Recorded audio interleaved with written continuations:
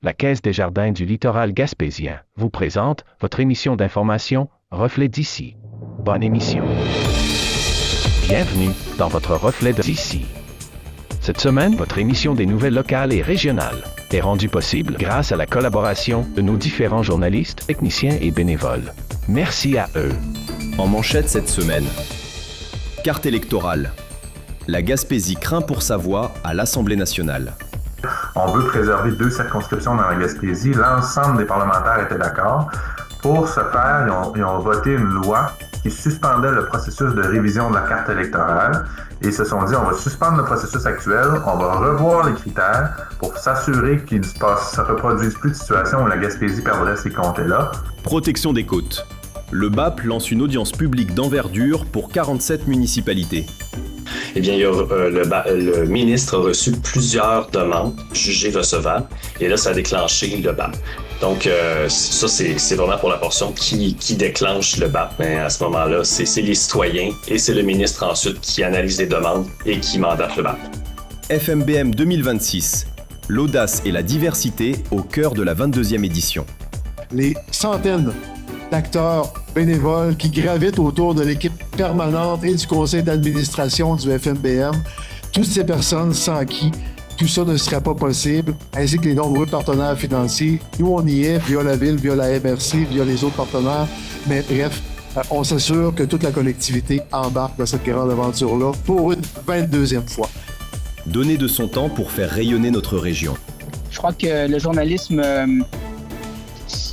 terrain, c'est important et je sens que je dois redonner à TVCGA qui m'a été très efficace, très importante dans ma vie. Revue de presse. Vous écoutez votre Reflet d'ici. Revoyez tous nos reportages sur notre site Internet. La boutique Le Mercier de Chandler, l'endroit où magasiner un vêtement devient une expérience en soi.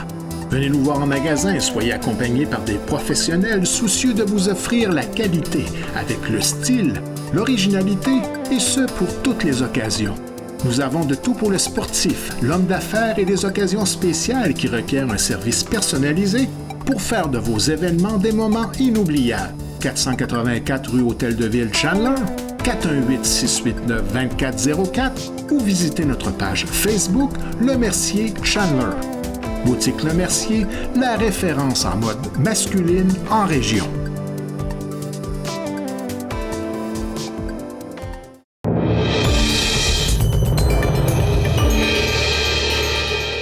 Un vent d'incertitude souffle à nouveau sur la représentation politique de notre région. Le 22 avril dernier, la Cour suprême du Canada a refusé d'entendre l'appel du Québec concernant la suspension de la refonte de la carte électorale. Pour le regroupement des MRC de la Gaspésie, cette décision est reçue avec une vive déception, car elle fragilise l'avenir de nos 2 comtés à l'Assemblée nationale. Comment protéger notre voix et assurer l'accès des citoyens à leurs élus malgré les pressions démographiques ?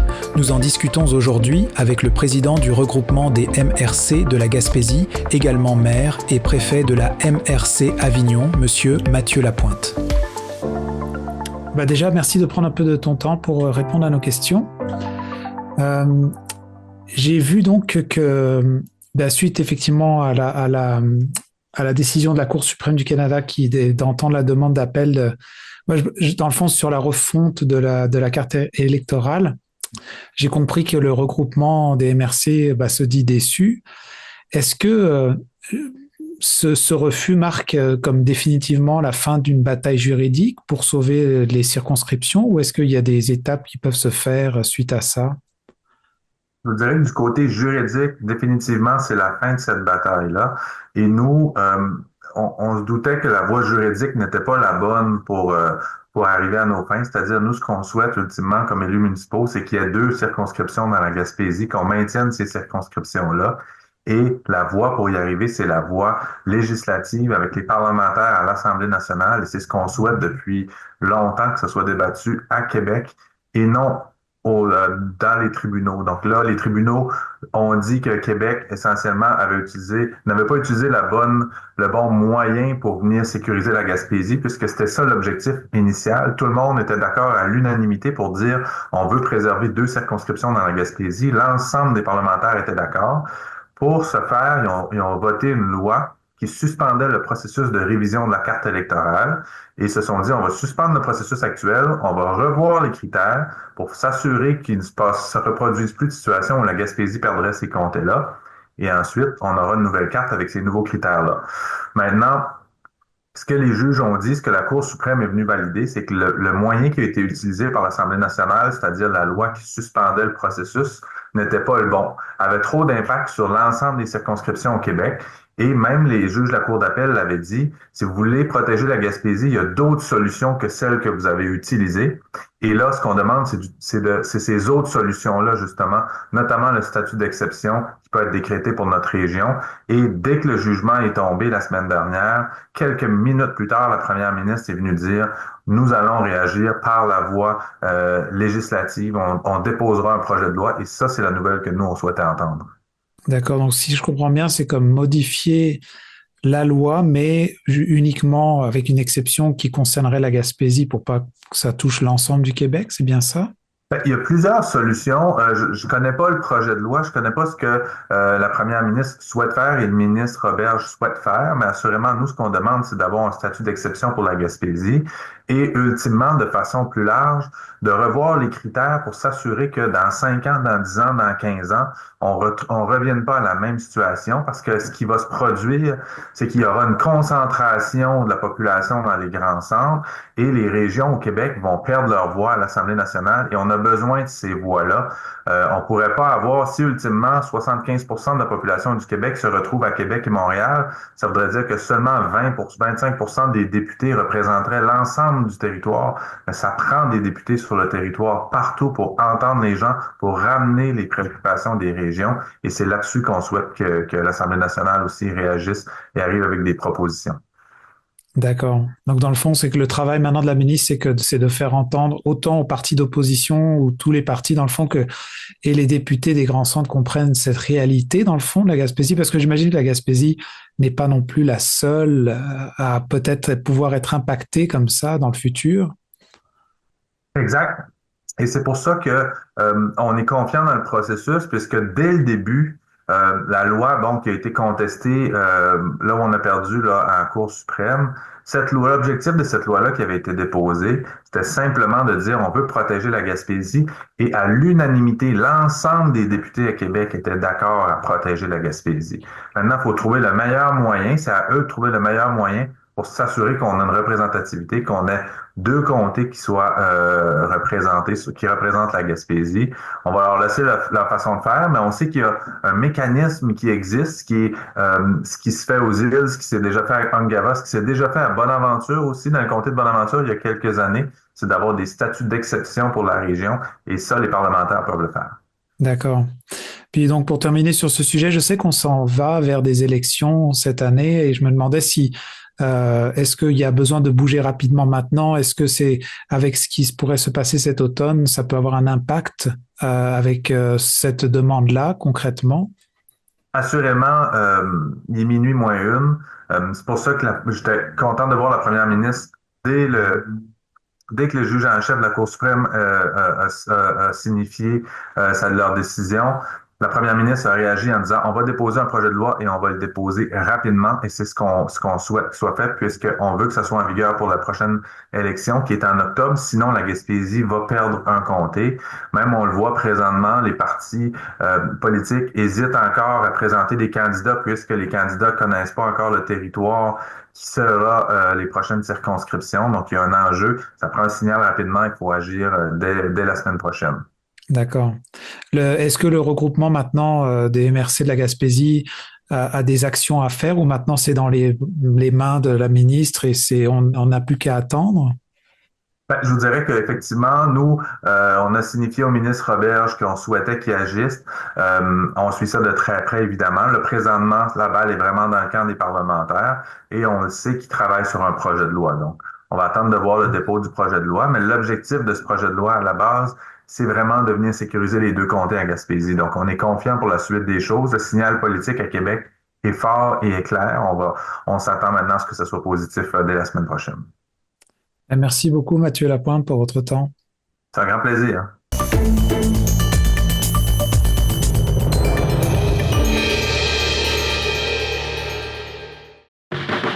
La clinique d'optométrie Lémirion est fière de vous présenter cette programmation.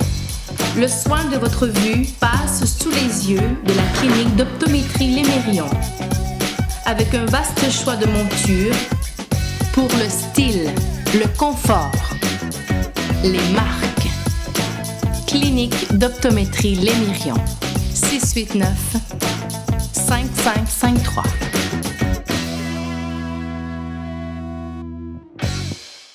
Automobile Mauger Ford de Grande-Rivière, la force d'une équipe. Nous avons à cœur de vous servir avec passion et surtout de satisfaire vos attentes en tout temps. Notre équipe compétente d'expérience ne désire qu'une seule chose, la satisfaction de sa clientèle. Pour l'ensemble de vos besoins pour votre véhicule, pour l'achat d'un véhicule neuf ou d'occasion, venez rencontrer l'équipe Mauger Ford. Notre force, notre équipe, nos employés.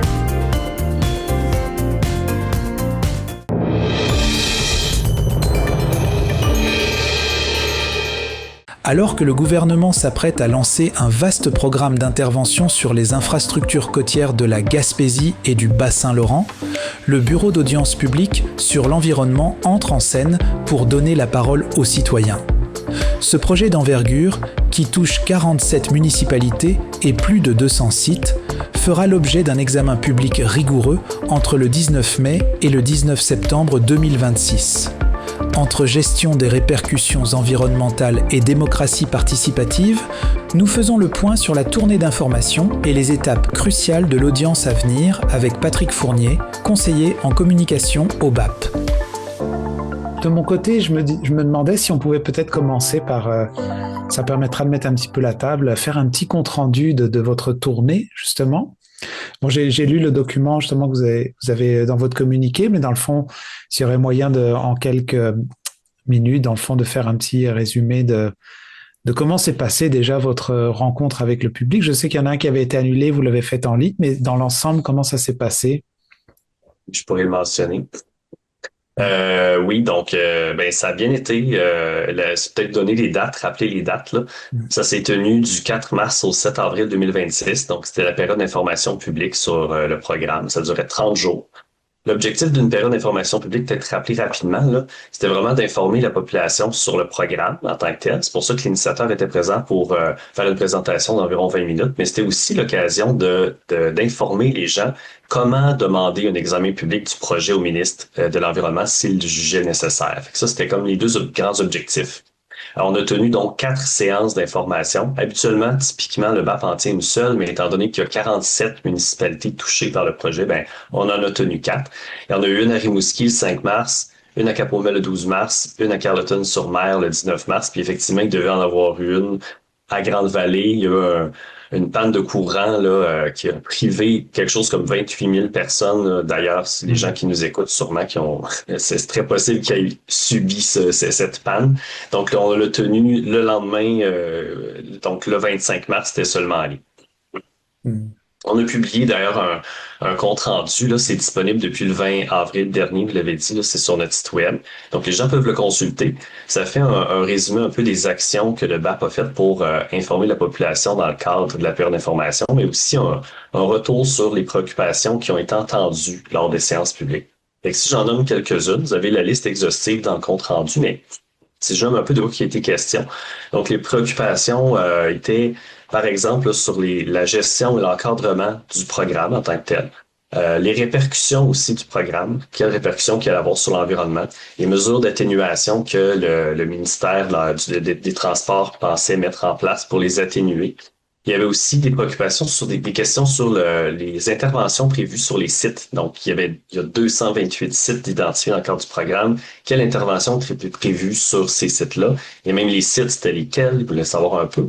Et il y avait aussi plusieurs questions sur les actions de consultation publique que le ministère prévoyait faire en amont, pendant le programme, même après, auprès de la population, auprès des municipalités, auprès des MRC, et comment même les différents ministères et même les différentes MRC allaient collaborer dans le cadre de ça. Parce qu'il y a eu une question, entre autres, je me rappelle, sur l'exemple, un plan d'urbanisme qui devait être mis en place dans le cadre par une municipalité, comment que ça allait être prévu. Là. Donc, ça faisait un peu, si je fais un résumé à haut niveau, là, un peu ce type de préoccupation-là qu'on a pu avoir là, lors des différentes séances de la période d'information publique. D'accord. Donc, si je comprends bien, c'est que stratégiquement, vous avez opté pour ces lieux-là parce qu'il y avait peut-être. Est-ce que c'est justement parce qu'il y avait une certaine diversité dans l'action de ce que le ministère allait faire sur le terrain par rapport à d'autres endroits? Le choix des villes, c'est sûr qu'on y a quand même assez songé. Là. C'était pas évident parce qu'évidemment, je l'ai dit, il y a 47 municipalités impliquées. Le BAP, typiquement, va dans une seule ville là où le projet est comme il va être implanté. Le choix des villes a été déterminé en fonction de plusieurs facteurs. Parfois, c'est parce que c'était central. Parfois, c'était parce que c'était un endroit où il y avait beaucoup de sites. Par exemple, Grande-Vallée, dans quelques kilomètres, il y a énormément de sites là, sur cette côte-là. Là. Si on pense à pas Marsouis, mais Saint-Maxime-du-Mont-Louis. Il y a également, là, les noms, j'essaie de les rappeler rapidement, là, mais dans le coin de Grande-Vallée, Petite-Vallée, il y a plusieurs sites planifiés dans le projet dans un très court, sur une très courte distance. Donc, plusieurs facteurs, évidemment Cap-Aumel aussi. Donc, ça a été un peu les décisions. Il faut dire aussi que l'ensemble des séances qu'on a faites étaient web diffusées. Donc, c'était possible d'y participer en ligne, de les visionner en ligne. Donc, d'ailleurs, j'en profite pour dire que c'est tout à fait disponible présentement sur le site du BAP. Si quelqu'un veut revoir ce qui a été discuté, la présentation de l'initiateur, donc c'est possible de se remettre dans le bain en prévision de l'audience puis de visionner une ou plusieurs séances d'information. Oui, quand même, avec tous des documents et du visuel qui sont quand même assez bien faits pour les gens qui veulent se renseigner. Alors, oui. Pourquoi on se parle aujourd'hui? Une des raisons, c'est que vous avez été mandaté, enfin le BAP a été mandaté pour tenir une audience publique. Alors, ma question un peu de base pour commencer, c'est qui vous mandate, enfin qui vous demande de faire ça et pourquoi? Oui, alors c'est le ministre responsable de l'environnement. Actuellement, c'est une ministre qui nous mandate pour que l'on tienne une audience publique. Donc, comme j'ai dit tout à l'heure, dans le cadre de la période d'information publique, c'est le moment où toute personne peut demander un examen public au ministre. La demande se fait au ministre, donc c'est pas le BAP qui se mandate lui-même. On reçoit notre mandat du ministre et ça prend seulement une demande qui est jugée recevable par le ministre pour déclencher un BAP. Dans le cas de l'audience publique sur le programme du ministère des Transports, eh bien, le ministre a reçu plusieurs demandes jugées recevables et là, ça a déclenché le BAP. Donc, ça, c'est vraiment pour la portion qui déclenche le BAP. Mais à ce moment-là, c'est les citoyens et c'est le ministre ensuite qui analyse les demandes et qui mandate le BAP. D'accord. Alors bon, une question un peu basique, je sais que c'est pas tous les secteurs qui ont déjà été concernés dans le passé par des audiences publiques, mais qu'est-ce qu'une audience publique et à quoi, en fait, ça va servir au final, sachant comment que vous couvrez quand même un territoire qui est quand même assez grand. Est-ce que ça va être quelque chose qui va concerner tout le secteur? Enfin, comment ça va se passer exactement? Tout d'abord, il faut dire, un mandat d'audience publique, ça dure 4 mois. Ça, c'est vraiment réglementé. Donc, c'est du 19 mai au 19 septembre 2026. Ça, c'est les dates qu'on a annoncées. Et c'est divisé en 2 parties. Donc, je vais vous expliquer les 2 parties, comment ça se passe. La première partie, c'est la commission d'enquête qui est responsable, dans le fond, d'analyser le projet. Eh bien, il va inviter l'initiateur, donc dans ce cas-ci, c'est le ministère des Transports, et des personnes ressources de différents ministères et des organismes pour répondre aux questions de la population, mais aussi aux questions de la commission. Donc ça va se tenir en mai. Les personnes ressources, ça peut être, exemple, d'autres ministères de la fonction publique québécoise, ça peut même être aussi canadienne dans certains cas, des organismes, que ce soit des organismes publics ou en lien avec la fonction publique ou des organismes, des OBNL, c'est assez varié, puis il peut y en avoir plusieurs selon l'ampleur du mandat. Donc ça, c'est un peu la composition. Puis la commission va questionner selon ce qu'elle va recevoir du public et ses propres questions. Donc ça, c'est vraiment la première partie en tant que telle. Pour la deuxième partie, donc là, ça va se tenir en juin. La population va pouvoir venir exprimer son opinion. Donc, première partie, vraiment question. Deuxième partie, plus opinion. Donc, si la population a son point de vue à exprimer, des suggestions, des recommandations, des préoccupations, quoi que ce soit, c'est vraiment l'occasion de venir en parler, en discuter publiquement avec la commission d'enquête. Et à ce moment-là, ça va être tout va être bien pris en compte, évidemment. Là. Ça peut se faire de manière verbale à la commission, donc sur place, ou par écrit. Donc, c'est possible de transmettre des documents. Justement, tu sais, des fois, le BAP va parler d'un mémoire. Peut-être que vous avez déjà entendu ça. Donc, on recommande aux gens de rédiger un mémoire. Un mémoire, c'est une des façons de s'exprimer de manière écrite. Bref, ça peut faire un peu peur, un mémoire. Là, on se dit, mon Dieu, ça va être long, mais c'est à peu près une page de texte. Vous rédigez ce que vous souhaitez vous exprimer à la commission d'enquête. Puis par la suite, c'est envoyé et tout ça, puis vous pouvez en discuter même si c'est possible de le présenter en deuxième partie. Mais il peut y avoir d'autres façons de s'exprimer. Comme j'ai dit, ça peut être verbalement, tout simplement. Vous vous exprimez verbalement devant la commission sans déposer un document. Puis il y a d'autres documents qui peuvent être déposés. Si vous souhaitez rédiger quelque chose de plus court, c'est possible aussi. C'est même possible de donner une image commentée. Donc, vous prenez en photo quelque chose qui est significatif en lien avec ce que vous voulez dire, puis vous pouvez mettre un commentaire puis transmettre ça à la commission. Il y a plusieurs façons de le faire. Tous les détails, là, les modalités de participation, les dates aussi avant d'envoyer, parce qu'il va y avoir des dates à respecter. Tout va être annoncé là, dans quelques jours. Donc, d'ailleurs, j'en profite pour dire, si vous n'êtes pas encore abonné à l'alerte dossier sur notre page web, sur le programme, faites-le dès maintenant. Vous allez recevoir tous les rappels, les informations pertinentes, comment vous préparer. C'est vraiment la meilleure façon de rester connecté là, en lien avec les différentes étapes de l'audience publique. Donc, si je reviens, une fois que la deuxième partie est terminée en juin, le travail se poursuit. Donc, la commission va continuer à examiner le projet, continuer à poser des questions aux différentes personnes, parce que ça fait partie un peu de ses pouvoirs aussi. Hein. C'est une commission d'enquête, donc elle a des pouvoirs d'enquête. Elle peut demander à n'importe quelle entité de lui transmettre des informations. C'est un pouvoir assez important, puis évidemment qu'elle va s'en prémunir dans le cadre du 4 mois d'audience. Elle va analyser aussi tout ce qui a été déposé comme document, les présentations des citoyens. Et c'est comme ça qu'elle va se constituer le rapport, va se rédiger le rapport, donc basé sur ses observations, et elle va rédiger ses constats et ses avis, finalement, qui vont être recueillis dans le rapport. Et ce rapport-là va être envoyé au ministre de l'Environnement et va être finalement rendu public un peu plus tard. Donc ça, c'est ce qui va aboutir finalement. Et ensuite, le ministre va avoir le rapport du BAP. Et de l'autre côté aussi, le ministère de l'Environnement va aussi analyser de son côté, poser des questions également aux différents organismes ministères, mais c'est vraiment une analyse séparée qui se fait de son côté. Et elle va aussi remettre son rapport au ministre de l'Environnement. Et le ministre aura les deux rapports finalement en main. Et c'est à partir de ça qu'elle va pouvoir faire sa recommandation sur si oui ou non, oui avec quelles conditions le projet devrait se réaliser. Et elle va donner cette recommandation-là au Conseil des ministres qui, lui, va prendre la décision finale sur le projet. D'accord.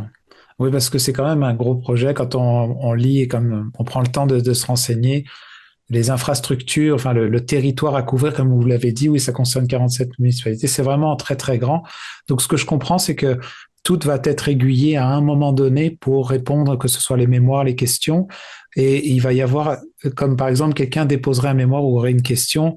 Est-ce que ça va être répondu à une journée précisément ou c'est quelque chose qui va être renvoyé par écrit?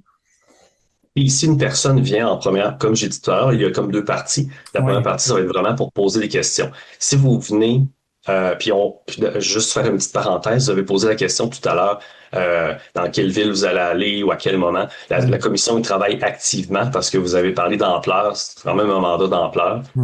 Évidemment, un des rôles du BAP, c'est de consulter la population. Puis on travaille très fort pour organiser finalement l'audience et les modalités de participation pour permettre aux gens de s'exprimer. Fait que ça, c'est une chose. On va vous revenir avec les détails, c'est sûr et certain. Mais bref, il va y avoir une première partie. Si vous venez à la première partie, vous posez des questions, il faut s'inscrire à un registre. Ça, c'est la première chose. On va donner encore là tous les détails, faites-vous-en pas. Et c'est le président qui va annoncer que le registre est ouvert pour s'inscrire. Donc, si vous êtes en salle où la commission se tient, à ce moment-là, vous allez pouvoir remplir, donner vos coordonnées et tout ça, puis on va vous mettre dans le registre. Vous allez avoir une ligne pour vous. Et quand le président va vous appeler, vous venez à l'avant, vous posez votre question, et c'est sur le champ que vous allez avoir des réponses. Et si jamais, parce que vous allez vous adresser, par exemple, au président de commission, lui va relayer la question, soit à l'initiateur, soit aux personnes ressources, il y en aura plusieurs, comme j'ai dit tout à l'heure. Et c'est sur le champ que ça va se discuter. Ça se fait en direct, c'est de la démocratie en direct qu'on voit, parce que le BAP, on se rappelle, c'est une institution qui est unique. Il n'y en a pas comme ça partout dans le monde, là. Et c'est une institution qui a pratiquement 50 ans.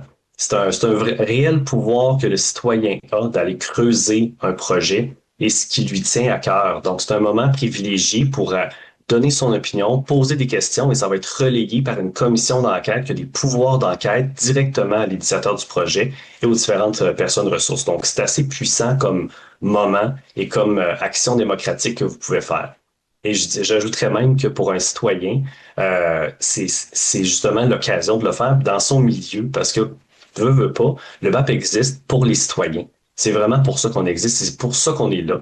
C'est d'avoir vos points de vue, que vous posez vos questions à la commission. C'est très pertinent, puis ça peut vraiment faire évoluer finalement l'opinion de l'initiateur sur son projet. Il peut venir apporter des modifications. Ça peut se transcrire lors du décret qui est pris par mais ça peut venir ajouter une condition de réalisation du projet si vraiment vous amenez un point qu'on n'aurait pas vu venir, parce qu'on le dit souvent au BAP, le citoyen ou la personne qui habite dans son coin, mais il est un peu son expert du milieu. C'est lui qui prend la route, c'est lui qui prend la 132, c'est lui qui voit les effets des vagues sur la côte. Peut-être qu'il y a quelque chose que justement la commission pourrait avoir, aurait pas vu venir finalement avec une opinion ou une question qui aurait été différente. Fait que ça, c'est vraiment à ne pas prendre à la légère. Donc, votre opinion, vous allez transmettre vos questions, peut vraiment éclairer des points très pertinents dans le cadre d'une audience publique. Donc, ça, c'est vraiment à prendre en compte. Fait que là, je vais vous donner beaucoup d'informations. Je sais pas si ça répond à votre question. C'est très intéressant. Puis j'imagine que les gens, c'est toujours la même chose. On aiguille les gens vers votre site Internet, dans le fond, pour s'enregistrer sur la lettre d'information, mais aussi avoir accès aux séances d'information qui ont déjà eu lieu. Juste nous rappeler votre site Internet. Oui, donc c'est www.bap.gouv.qc.ca. Vous allez sur la page d'accueil, vous avez dans le haut le dossier finalement, la portion dossier, puis dans le dossier en tant que tel du programme, vous allez le trouver dans la liste des dossiers. Vous avez toute l'information et ça va être mis à jour à mesure qu'on va annoncer les détails, les différentes dates à retenir, les villes, etc. Là. Donc, vous allez tout trouver l'information ici. Et puis, voilà, tout va être là. On a d'ailleurs, j'en profite pour dire qu'on a annoncé la constitution de la commission d'enquête. Donc, c'est 3 personnes. La commission va être présidée par Antoine Morissette.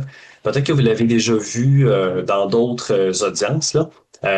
Parce Monsieur Morissette, a participé à 11 mandats de consultation publique là, avec le BAP et de médiation. 4 comme commissaire, 7 comme président. Son dernier mandat a été dans le coin là, du lac Saint-Jean, où il a présidé une audience publique sur le projet d'agrandissement du lieu d'enfouissement technique d'Héberville Station. C'est tout récent, là, le rapport est sorti en janvier 2026. Sinon, peut-être que vous l'avez vu aussi dans le Bas-Saint-Laurent, il a présidé une commission d'enquête sur le programme de dragage d'entretien au port de Gros-Cacuna. Donc ça, c'est en 2025 là, que c'est paru. Donc ça, c'est lui qui va présider. Il va être accompagné de 2 personnes, donc Stéphanie Dufresne, qui est titulaire d'un bac en géographie ainsi qu'une maîtrise en environnement. Et intéressant à noter que Mme Dufresne a débuté sa carrière en 2001 au BAP comme analyste. Et donc, ça fait 20 ans maintenant là, qu'elle acquiert de l'expérience en environnement, en développement régional et en gouvernance publique. Donc, ça, c'est l'autre personne. Et enfin, il y a Mme Linda Saint-Michel, qui est titulaire d'un bac en géographie et une maîtrise en environnement de l'Université de Sherbrooke. Et elle est membre du BAP, le membre additionnel à temps partiel du BAP depuis 2022. Donc, son dernier mandat réalisé, là, c'est elle a présidé une médiation qui est Une des consultations qu'on peut faire, là, donc une médiation, c'est plus court, c'est 2 mois. Donc, elle a fait ça dans le cadre du projet de modernisation du réseau électrique dans le coin de Montréal, là, entre les postes de Saragay et Rockfield. Donc, ça a été son dernier mandat. Donc, 3 commissaires, c'est pas commun dans le cadre d'audience publique. Habituellement, c'est 2. Donc, ça montre un peu l'ampleur de ce mandat-là. D'accord. Puis j'avais une dernière question que je me pose, sûrement que plusieurs personnes peuvent se la poser. On arrive au courant de cette année dans une période d'élection. Et justement, là, on est dans une réflexion. Il y a un possible gros chantier qui pourrait se faire dans les années à venir. Est-ce que tout ce qui va être, on va dire, réfléchi durant ce mandat-là, puis il va y avoir un changement de gouvernement bientôt, possiblement, et par rapport à des possibilités de mouvement dans certains ministres, est-ce que ça peut impacter tout ce que se fait là, ou c'est quelque chose qui reste un petit peu comme un travail de fond qui n'a pas de, j'allais dire, de possibilité d'être modifié en fonction de changement de gouvernement? À la base, pour répondre à votre question, le BAP est un organisme gouvernemental qui est impartial. Donc, on n'a pas de parti pris. Et le travail qu'on fait est objectif, basé sur la science, basé sur les 16 principes du développement durable. Donc, le rapport du BAP est transmis au ministre et que le ministre change. Pour nous, ça n'affecte pas notre travail. Le rapport demeure tout aussi pertinent et le ministre actuel ou futur va pouvoir se baser sur le rapport qui va être objectif, neutre, impartial. Donc, pour ça, il y a aucun souci. Le travail va se tenir comme à l'habitude. Puis pour nous, on continue de garder le cap. La commission d'enquête ne sera pas influencée par le changement de gouvernement. D'accord. En tout cas, merci beaucoup, Patrick Fournier, pour votre temps. Ça me fait très plaisir. Puis j'invite les gens à s'inscrire à la lettre de dossier si ce n'est pas déjà fait. On va annoncer tous les détails sur les dates et les modalités de participation. Là. Donc, on a très hâte de venir vous voir puis de vous accueillir aux différentes parties là, de l'audience publique. Merci. Merci à vous. L'audience se déroule en 2 temps. La première partie vous permet de poser vos questions et d'obtenir un éclairage sur les enjeux qui vous préoccupent. La seconde partie vous offre la possibilité d'exprimer votre opinion et de faire des recommandations. L'audience publique est une occasion unique pour tous les acteurs de partager leurs savoirs respectifs dans un climat serein. Votre participation est essentielle car vous êtes l'expert du milieu où vous vivez. Vos connaissances, vos opinions et vos idées sont indispensables pour que les meilleures décisions soient prises.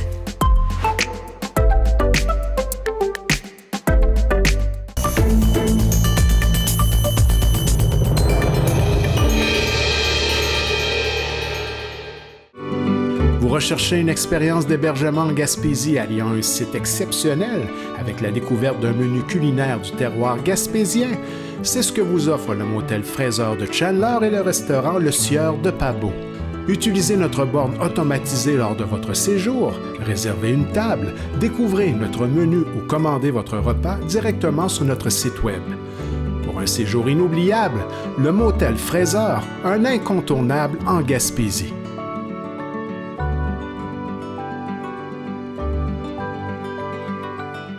L'endroit idéal pour retrouver des cadeaux avec style et originalité, la bijouterie Dubé de Grande-Rivière. Découvrez notre collection exclusive Pandora qui évoque style et grand choix de configuration et notre grand choix de montres et bijoux de grande marque qui saura satisfaire à tout coup l'être cher. Pour des conseils judicieux, faites confiance à l'équipe de la bijouterie Dubé de Grande-Rivière.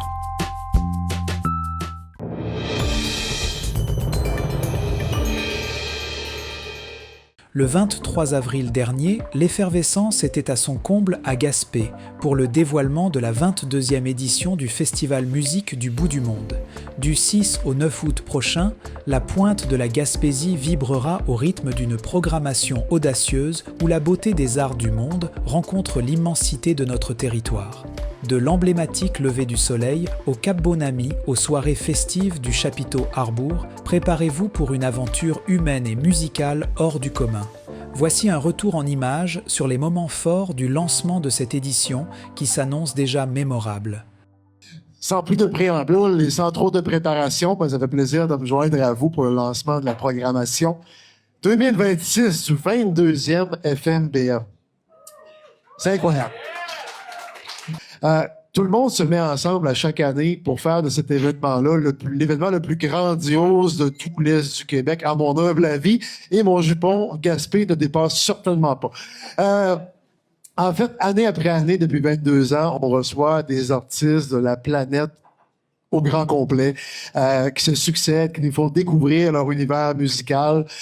Puis nous, ça nous fait grandir comme collectivité. Et à travers les prestations mondiales qui débarquent chez nous, on met aussi en valeur et en exergue nos talents locaux.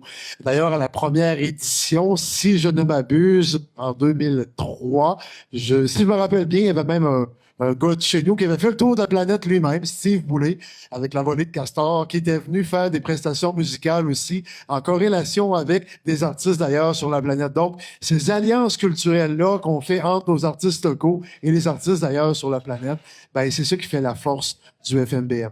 Fait que cette année ne fera sûrement pas exception. J'ai hâte, moi aussi, de voir le détail de la programmation. J'ai les petits cues, mais j'ai pas tout dessus. J'ai hâte de savoir. Puis on va être effectivement là. Je veux en profiter pour remercier les centaines d'acteurs bénévoles qui gravitent autour de l'équipe permanente et du conseil d'administration du FMBM.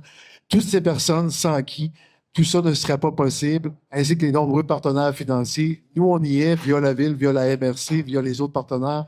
Mais bref, on s'assure que toute la collectivité embarque dans cette grande aventure-là pour une 22e fois. Alors, aujourd'hui, on lance pas seulement une programmation. Nous faisons vivre une vision. Nous affirmons ensemble qu'un festival comme Musique du bout du monde ne repose pas uniquement sur une scène, sur des artistes ou sur une série de spectacles. Il repose d'abord sur une communauté.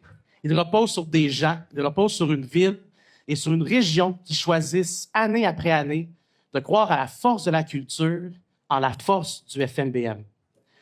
Je suis d'avis qu'aujourd'hui, la mission de Musique du bout du monde prend un sens encore plus profond. Il faut le nommer. Nous vivons actuellement dans un monde traversé par des tensions, par des fractures, par des conflits géopolitiques qui ébranlent nos repères et qui nourrissent trop souvent la peur, le repli et la méfiance. Dans ce contexte, un festival comme le nôtre n'est pas seulement un rendez-vous culturel, mais il devient un geste évident, il devient une affirmation, il devient à sa manière un symbole. Un symbole de rencontre dans un temps de division, un symbole d'écoute dans un temps de bruit, un symbole d'humanité dans un temps où l'on oublie parfois de regarder l'autre comme un être et comprendre plutôt, et à comprendre plutôt qu'à le craindre. Musique du bout du monde prend alors une résonance particulière. Parce qu'en faisant se rencontrer les cultures, les langages, les sensibilités et les imaginaires, il rappelle quelque chose d'essentiel. Malgré ce qui nous oppose, malgré ce qui nous inquiète, il est encore possible de croire en l'autre. Il est encore possible de choisir l'ouverture plutôt que la fermeture, le dialogue plutôt que l'indifférence, la rencontre plutôt que le rejet. Et peut-être est-ce là une des missions les plus précieuses de la culture aujourd'hui? Nous redonner confiance, nous rappeler que l'autre n'est pas une menace, mais la promesse d'une possibilité de découverte, de compréhension, de fraternité. La programmation que nous dévoilons aujourd'hui reflète cette ambition. Elle est ouverte sur le monde, mais profondément enracinée ici. Elle invite à la découverte, à l'émerveillement, au dialogue, mais il faut le dire clairement, sans la présence, l'engagement et la confiance renouvelée des citoyens, des citoyennes et des organismes de Gaspé, ce festival ne serait pas ce qu'il est. Leur contribution ne se mesure pas seulement en soutien logistique ou en appui concret, elle se mesure en conviction, en attachement, en fierté et ce sentiment partagé que ce festival est une œuvre collective.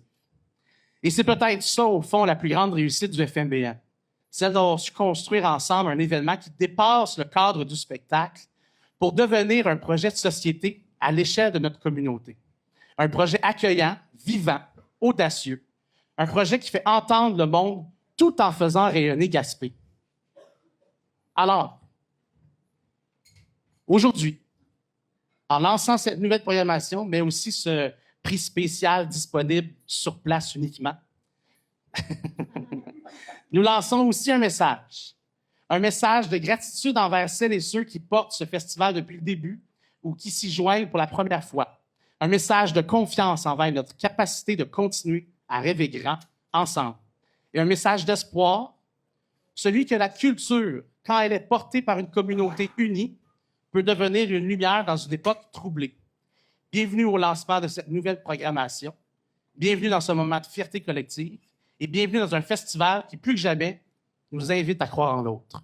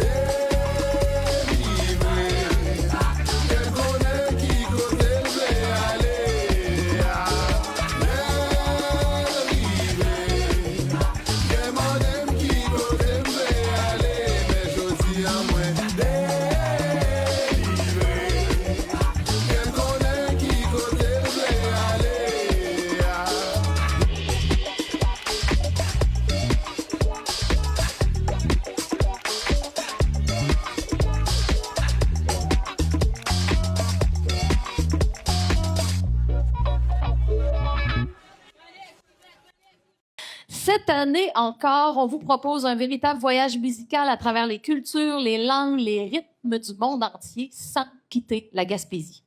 En commençant en douceur, avec un moment unique au lever du soleil au Cap Bonami en compagnie de Ace Sanabe, originaire de l'Ontario et membre de la Première Nation Ojibwe. Il nous transporte dans un univers indie folk alternatif chargé d'émotions et d'identité. Sous le chapiteau, préparez-vous à traverser les continents. Le jeudi 6 août, ça part avec le groupe Manhu qui nous arrive de Chine avec une musique qui mêle... Ah ouais, ben oui. Avec une musique qui a un savant mélange de musique ancestrale et de sonorités modernes. Ce sera une première au pays pour eux. Puis, place à un projet bien d'ici, Un coin du ciel, porté par Alex Burger, accompagné de grandes voix du Québec comme Mara Tremblay, Fred Fortin et Stéphane Faulkner. Ce spectacle unique célèbre les sonorités country qui sont en marge de ce que nous connaissons déjà afin de faire plaisir autant aux puristes qu'aux non-initiés. Donc, Un coin du ciel est un party inclusif, ouvert et généreux. Toujours sous le chapiteau vendredi le 7, laissez-vous porter par les sons R&B, néo-soul, nourris de jazz, hip-hop, funk et pop de Rose et les Louanges. Les deux ensemble. Vendredi soir, grosse soirée.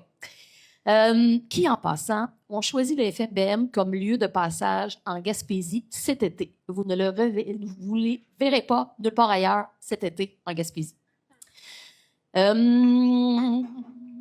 Nous terminons cette séquence avec deux shows festifs samedi le 8 avec le rythme afro-futuriste de Kisaba qui mélange musique électronique et racines congolaises.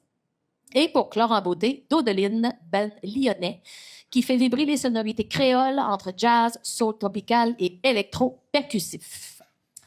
Du côté du Mont Béchervaise, la Sainte-Délus nous ouvre encore plus grand les horizons. Vendredi le 7 août, Ali Chabria puisera dans ses racines indo-tanzaniennes pour nous proposer un mélange riche de folk, de soul et de sonorités du monde. Le samedi 8 août, ce sera au tour de Wally à nous présenter sa fusion hip-hop, afrobeat, reggae et funk haïtien dans une démarche musicale unique. Et dimanche le 9 août, l'incomparable Maya Barou, une artiste unique qui mélange les chants ancestraux japonais avec le rap, le groove, l'électro et la chanson avec une grande liberté. Sur la rue de la Reine, la scène Auto-Québec met en lumière autant les talents d'ici que ceux d'ailleurs. On y découvre Le Milieu, un band gaspésien composé de musiciens aguerris qui nous présenteront leur univers musical sensible, cru et planant, dans lequel les guitares pesantes et les synthétiseurs sont mis en valeur. Suivra la formation internationale Graine Sommée, qui revisite le Maloya de la Réunion. Et Caracol viendra nous présenter son nouveau projet, avec son savant mélange de pop, reggae et musique globale. Nous aurons aussi Kelly Bado, originaire de la Côte d'Ivoire, qui nous offre un afro-pop lumineux, tandis que Les Touches nous entraînent dans un univers festif avec leur cumbia inattendue et rafraîchissante. Nous aurons aussi les jeunes gagnants du coup de cœur FMBM. C'est des jeunes qui ont participé à Secondaire en spectacle à Gaspé, Rivière-Nord et Cégep en spectacle, qui seront sur la scène l'Auto-Québec, eux aussi, le dimanche. Et c'est la jeune DJ Danae qui ambiancera la rue de la Reine durant toute la durée du festival avec des sélections de musique métissées, inspirées et éclectiques. Dans les plus petites espaces du festival, l'ambiance se fait intime et chaleureuse. À l'Auberge sous les arbres, Jeanne Côté propose une chanson douce et sensible.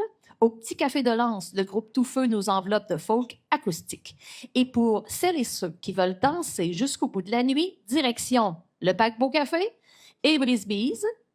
Vous y retrouverez notamment le band prometteur Marie-Céleste, la Fougue de Fauvel et le son festif de DJ Nali. Le collectif Alliance Suprême, l'artiste autochtone de Kanesatake, DJ Poptat, l'artiste égypto-portugaise DJ Sugarface Belfo et son son métissé. Et Poirier, figure incontournable des musiques électroniques tropicales. Rien que ça. Au final, ce festival est une rencontre entre les cultures du Québec à l'Afrique, de la Chine aux Caraïbes, en passant par le Japon et l'océan Indien. Une célébration de la diversité, du rythme et du partage. Alors, ouvrez grand vos oreilles, laissez-vous surprendre et surtout profitez de chaque instant. Bon festival!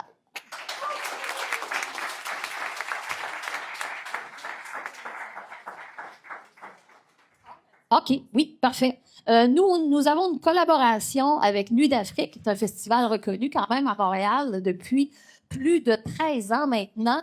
Nous présentons toujours un des 3 lauréats. Donc, eux, ils ont un concours qui s'appelle les Silly. Donc, Silly d'or. Il y a les Silly d'argent, il y a les Silly de bronze. Et ce soir, c'est la grande finale de ce concours. Et nous, le festival, on peut choisir parmi les 3 finalistes. Cette année, Salam Kao, qui est un band de jeunes qui font de la musique métissée, dans lequel on peut retrouver aussi Iday, le fils de Juan Sebastian. Donc, on s'est dit, on n'attend pas la finale, on les fait. Donc, Salam Kao va se produire sur la scène, ici, l'Auto-Québec, le samedi, si je ne me trompe pas, oui. Puis, c'est ça, ça nous fait plaisir de présenter ce jeune groupe émergent de musique du monde, en plus composé d'un Gaspésien. Puis, on est très fiers aussi du chemin qu'ils ont parcouru au Silly d'or. Puis, voilà. Je crois que c'est tout, Martine? Oui.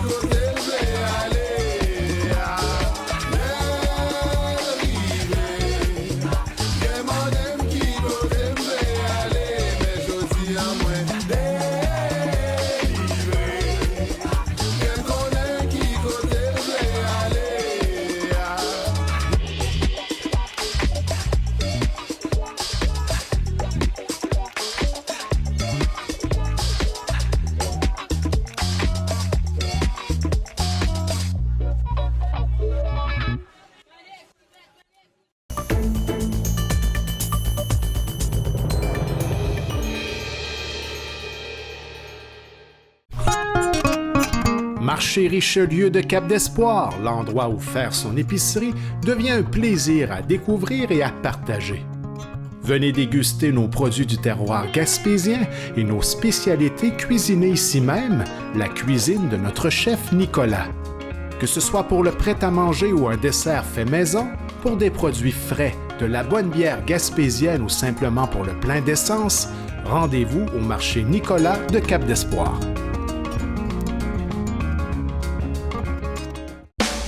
Venez visiter la boutique Ariane Turbide et découvrez un univers de cadeaux à offrir à l'être cher. Notre grande gamme de choix de bijoux pour aller lui vous permettra à coup sûr de personnaliser chacun de vos cadeaux.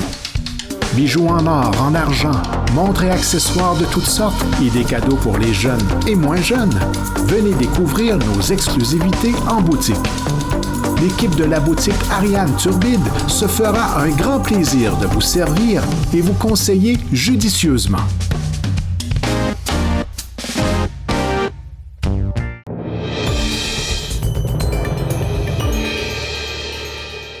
Du 18 au 25 avril dernier, c'était la semaine de l'action bénévole.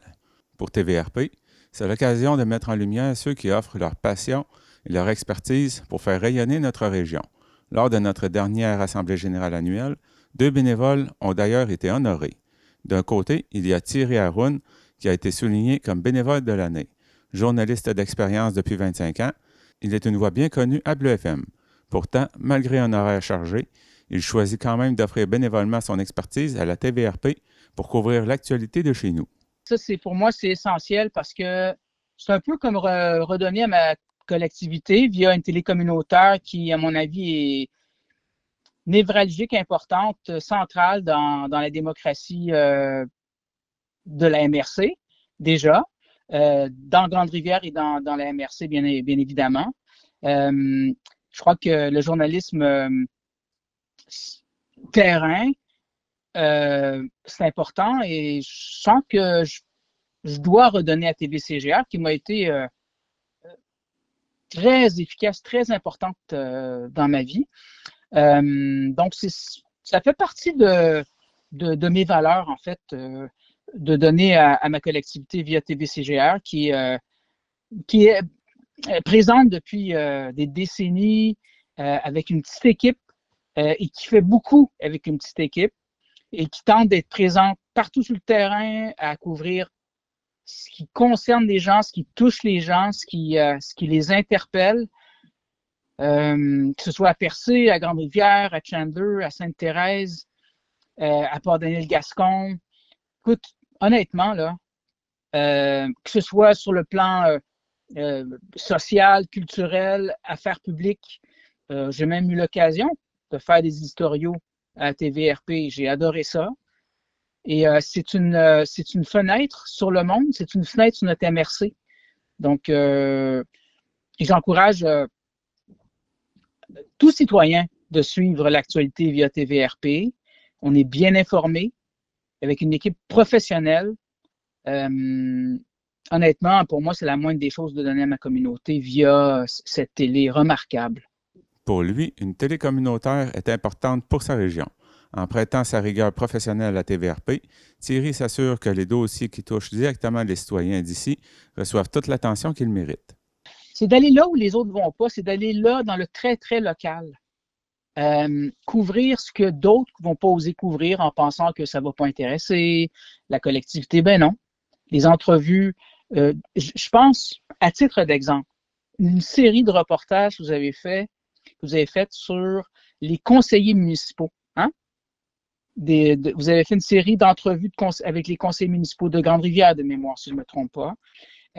Ça, c'est ce que d'autres médias ne feraient pas, parce que c'est dans votre mandat, mais il faut le faire. Et si ce n'est pas TVRP, qui va faire ces entrevues avec nos conseillers? Je parle sur le plan télévisuel. Alors, c'est là où la télé est proche du monde, avec dans la réalité communautaire, couvrir que ce soit des manifestations, que ce soit une entrevue avec le maire. Je pense à l'entrevue que j'ai sur le plan à l'échelle mensuelle avec M. le maire de Grande-Rivière, M. Gino Cyr, une entrevue qui est bien écoutée. Et là, le rôle, c'est-à-dire qu'on peut et avoir le temps de le faire, c'est-à-dire 20-25 minutes d'entrevue avec le premier magistrat de la ville de Grande-Rivière sur des enjeux qui nous concernent. Moi, je trouve ça extraordinaire. Donc, moi, faire du bénévolat, je suis vraiment content. C'est avec beaucoup d'humilité qu'il a accueilli cet hommage, rappelant que son engagement est avant tout un devoir citoyen. j'en demandais pas tant. Je faisais ça juste le simple plaisir, par devoir citoyen, par devoir journalistique. Et j'aimerais également féliciter l'ensemble du travail que toute l'équipe fait. Comme j'ai dit, c'est une petite équipe, mais qui en fait beaucoup plus qu'on ne le croit. Et j'encourage les gens à écouter cette télévision nécessaire pour notre collectivité, mais je le dis, pour notre démocratie, la démocratie au cœur de la MRC. Notre deuxième hommage est un coup de cœur pour Jocelyne Courvier. Après une absence de plusieurs années, elle nous a fait le bonheur de revenir avec son émission La Capsule Divertissement. Chaque semaine, elle se présente en studio avec le même enthousiasme pour nous faire découvrir des sujets tout aussi passionnants que surprenants. C'est tellement un bel honneur. Je veux dire, c'est une surprise. Mon Dieu, ça m'a tellement touchée. Puis c'est très joli. Je tiens à le montrer. C'est très, très, très joli. Quand on m'en annonçait ça, ça m'a tellement... J'étais sans mots parce que je suis vraiment heureuse de m'impliquer au sein de la télévision du Rocher-Percé. Et je le fais parce que c'est un peu comme une passion. Puis je trouve que c'est important une télévision communautaire dans un milieu. Je trouve que c'est important parce que je trouve que lorsque les villes, les grands centres parlent des régions, c'est pas toujours des nouvelles positives. Alors, je trouve que les télés communautaires ont un rôle important pour montrer à quel point ça peut être dynamique dans les régions, à quel point il se passe des choses, à quel point il y a du positif. Puis, il y a tellement de rôles, mémoire vivante, etc. Puis, moi, je trouve que je me considère vraiment chanceuse d'avoir cette opportunité-là, qu'on me permet de co-animer une capsule avec toi.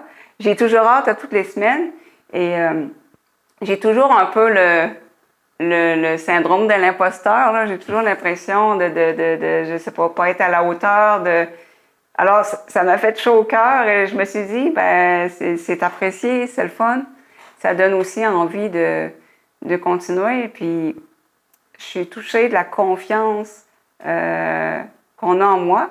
Puis, ce que j'apprécie aussi, c'est que je sens qu'on a un peu carte blanche. On peut faire les sujets qu'on veut, de la manière qu'on veut. C'est vraiment une grande chance. Ça donne des possibilités infinies de sujets. Puis ça a aussi évolué. Au début, c'était plus des capsules assez courtes. Et c'est devenu beaucoup plus d'interaction. Puis je pense que les gens apprécient. En tout cas, moi, j'ai beaucoup de plaisir à les faire, qu'on les fasse ensemble.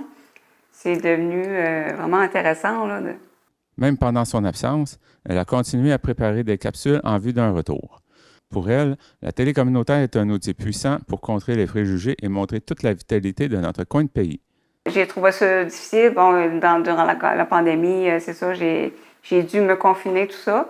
Mais je continuais quand même à mettre de côté des sujets, parce que souvent, des fois, ça vient de lecture, donc à mettre des petites idées de côté. Puis j'espérais pouvoir recommencer. Puis j'avais extrêmement hâte. Puis comme je disais, la nouvelle formule, je trouve ça encore plus motivant parce qu'il y a encore plus de sujets qui peuvent être abordés. Alors j'avais vraiment hâte. Puis je suis touchée aussi que ma place m'attendait. Parce que j'avais quand même une peur, je me disais, ben là, je peux pas, je suis confinée, j'espère qu'on va pouvoir continuer encore. Puis je me suis sentie accueillie, je sentais que les gens avaient hâte que ça recommence. Puis je me sens vraiment, vraiment privilégiée là, de pouvoir... c'est vraiment une belle opportunité. Puis je trouve que ça permet, encore une fois, je le disais au début, lorsque on parle des régions, il y a beaucoup de préjugés sur les régions. C'est quelque chose que j'ai toujours essayé de combattre à ma petite échelle, puis de faire une capsule, qui a un rôle très éducatif, très instructif. Ça vient combattre ces préjugés-là parce que on a beau être en région, mais les gens ont autant de soif d'apprendre, autant de curiosité. Contrairement à des fois ce qu'on entend toutes sortes de choses, c'est que je trouve qu'on a aussi ce rôle-là de finalement de partager, le partage de connaissances avec les gens. Puis je le vois, je sens les gens discutent avec moi, puis ils disent qu'ils trouvent ça intéressant. Puis c'est une des missions pour moi d'une télévision communautaire, d'avoir un côté éducatif et puis honnêtement, j'apprends autant que les gens en les préparant, puis quand on les prépare, parce que c'est super passionnant de fouiller des sujets, le monde qui nous entoure, il y a tellement de possibilités de sujets, là. Au-delà des images, ce sont des citoyens passionnés comme eux qui donnent tout son sens et toute sa force à la TVRP. Vous écoutez votre reflet d'ici. Revoyez tous nos reportages sur notre site Internet.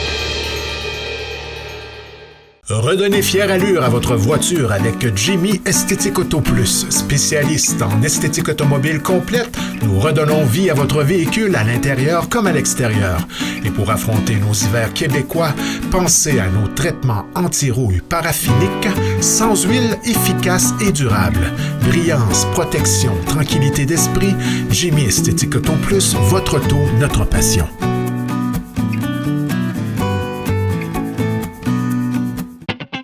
Poissonnerie Le Lièvre et Le Moyen, là où la fraîcheur est synonyme de qualité. Pour un choix impressionnant de poissons et fruits de mer, rendez-vous chez Le Lièvre et Le Moyen de Sainte-Thérèse de Gaspé. Nos employés sauront vous conseiller pour préparer des repas terre et mer qui resteront gravés dans la mémoire de vos invités. Pour le service, l'expérience et la fraîcheur garantie, venez nous voir à la poissonnerie Le Lièvre et Le Moyen, au 52 des Vigneaux à Sainte-Thérèse de Gaspé, 418-385-3310.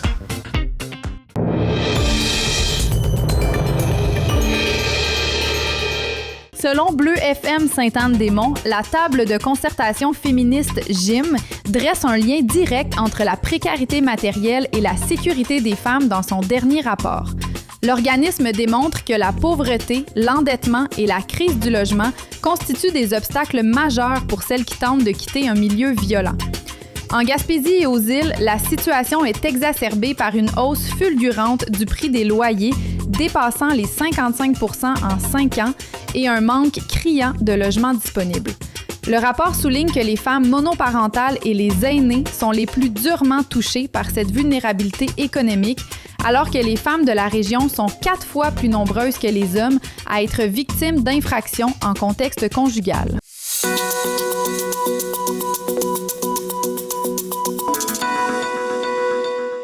Selon Radio Gaspésie, la Coalition pour le retour d'un train de passagers en Gaspésie poursuit sa tournée d'information sur la pointe de la péninsule. Après des rencontres dans la baie des Chaleurs, l'organisme souhaite faire le point avec les citoyens de Rocher-Percé et de la Côte de Gaspé sur les récents développements, alors que Via Rail envisage un retour partiel du service. La porte-parole Micheline Saint-Onge souligne l'importance de cette mobilisation malgré la pause actuelle de certains chantiers de réhabilitation. Ces échanges permettront de discuter de l'avancement des structures à l'est de Port-Daniel et de l'avenir du rail.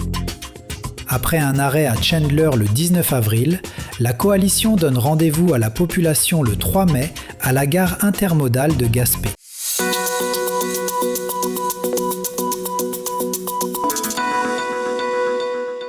Selon Bleu FM Sainte-Anne-des-Monts, la MRC de la Haute-Gaspésie amorce une étape clé de son plan climat en invitant la population à des ateliers participatifs les 20 et 21 mai prochains.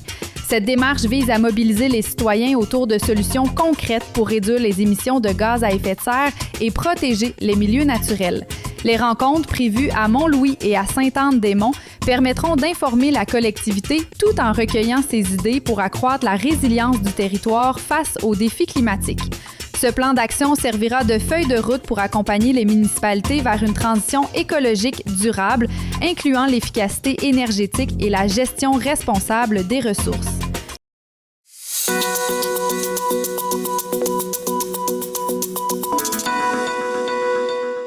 Selon Radio Gaspésie, la Gaspésie brille par son absence dans le récent appel d'offres d'Hydro-Québec pour l'énergie solaire, faute de capacité sur le réseau électrique. Bien que l'Alliance de l'énergie de l'Est ait identifié des sites propices, comme d'anciens lieux d'enfouissement, la saturation complète des lignes de transport bloque tout nouveau projet dans la région. Michel Lagacé, président de l'Alliance, souligne que le développement du potentiel solaire gaspésien est désormais suspendu à la construction de nouvelles infrastructures à haute tension. Hydro-Québec prévoit une nouvelle ligne vers le Bas-Saint-Laurent d'ici 2034, mais une extension vers l'est et la vallée de la Matapédia n'est pas envisagée avant 2036, laissant les initiatives locales dans l'impasse pour la prochaine décennie.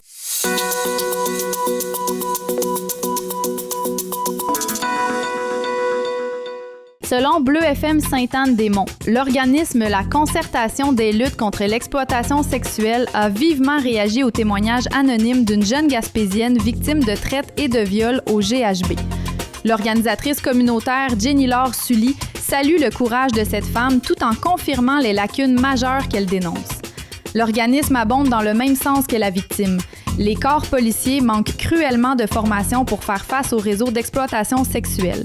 La CLES soutient également l'appel de la survivante pour une meilleure concertation entre les différents intervenants afin d'assurer un encadrement cohérent et humain aux victimes de la région.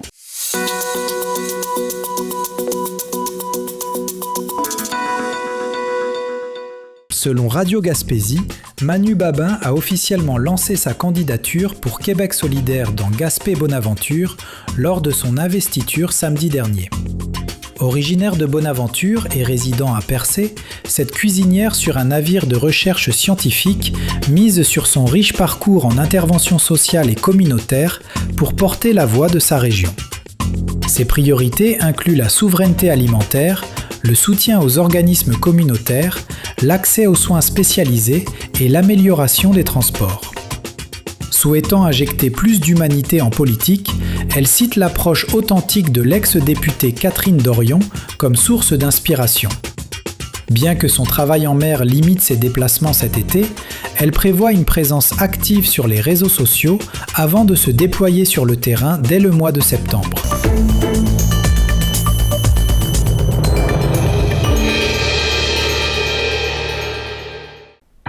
Le Coq d'Or de Grande-Rivière, là où le plaisir de bien manger rencontre la qualité d'un service courtois. Notre menu varié ne peut que satisfaire vos attentes. Le Coq d'Or vous propose ces classiques qui ont su faire sa réputation au fil des ans.